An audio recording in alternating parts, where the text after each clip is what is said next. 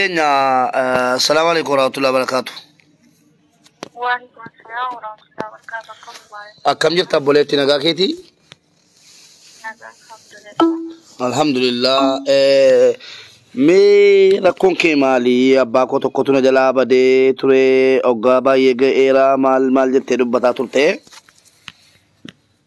إيه والله كاسا نجلا بدون ساق يدوران. مقاكي راكاسي مي ترتيبان نوهمي مقاكي إنني ترتونان نو كميتي أبانكي كميتي كا سنغتي بدي واهند يدو بطلو أمني سدقا ومتان دبرسان جلا. إن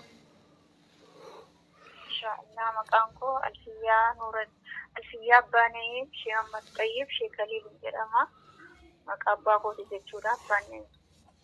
أيه مقام ساني. باني شيء أحمد طيب شيء خليل جرماني أم مقامكو الفيا مجاكاني تجتورا. سوران كون كيتي كم ملتار تكون.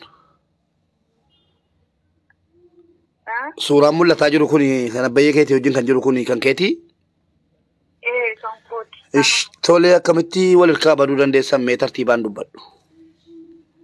Abbaanko yeroo isaan deeman nu akeekkatu nu bichuudha ijoollee nama shan qaban shan keessaa tokko gara fuula rabbii deemeen amma nama afurtu jirra nu arfan kana keessaa namni of beeku hin jiru yeroo isaan deeman biyya suutiin deemanii kunoo karaa tafanii hatta waggaa digdamaa ol malee digdamaa ta'anii akkasitti haati keenya immoo qubaatii mana duwwaa keessa turte. Eessa ta'a turtanii isin biyyatti Itoophiyaa keessatti naannoo kamiin ta'a turtanii naannoo kamiin deemanii ka'anii isin gatanii badan?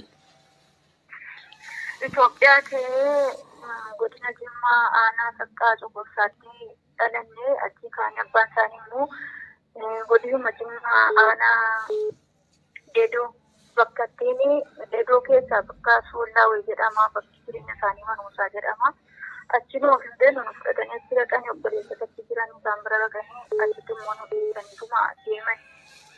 Yeroo duraa kana deemanii suudii deemanii achi immoo qabamanii qabeenyaa hunda qaban achitti dhiisanii yeroo sana nus of hin beeknu ittisuudhaa deebi'anii immoo achumatti nu dhiisanii immoo gara lafaa kanaan deemanii dhumisuma dhabamanii amma gara waggaa digdamaa oliiti malee digdamaa gadiitti wallaahi haati keenya nu wajjin rakkattee achiis nu fudhattee mana abbaa ofiitti galtee achumatti nu guddifataa turtee rakkatteetu mana lafa keenya sana immoo wanti nama nu falmullee hin qabnu firrinni nu beeknu nu ta'u kaan immoo nu beeknu akkasitti namni nu barbaadu dhabeenyaan lafa keenya illee mangistiin fudhateetti fayyadama kan akkaas keenya nu wajjin rakkataa turte alhamdulillah amma immoo bicuu keenya yommatee of barreerraa fabbataaniituma jira jechuudha.